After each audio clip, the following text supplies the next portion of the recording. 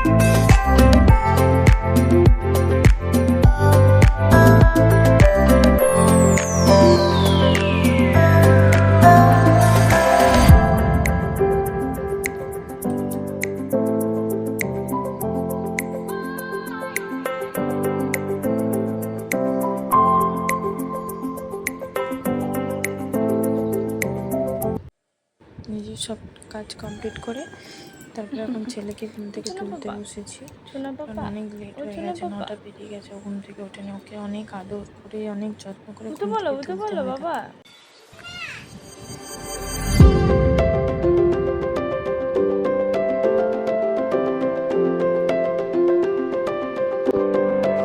এইদিকে দেখো ছেলেকে ঘুম থেকে তুলে বসিয়ে আমাদের মা ছেলের ব্রেকফাস্ট রেডি করতে বসিয়ে দিয়েছি। ম্যাগি আজকে দুজনেরই হঠাৎ করে একটু ম্যাগি খেতে ইচ্ছে করছে।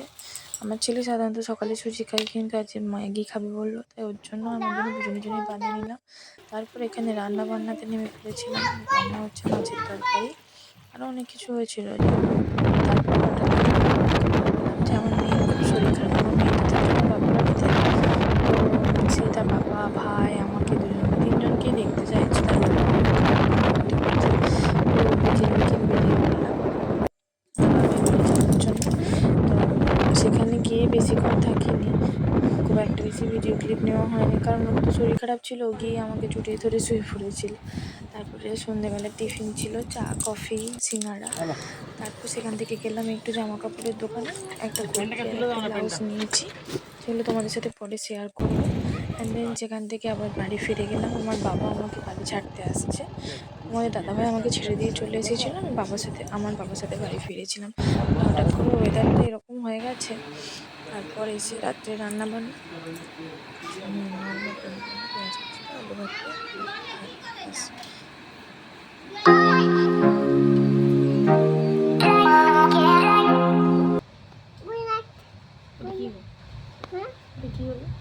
ভালো করে সুইট ড্রিঙ্কস। Tata tata. ক্যামেরাটা অফ করে দে।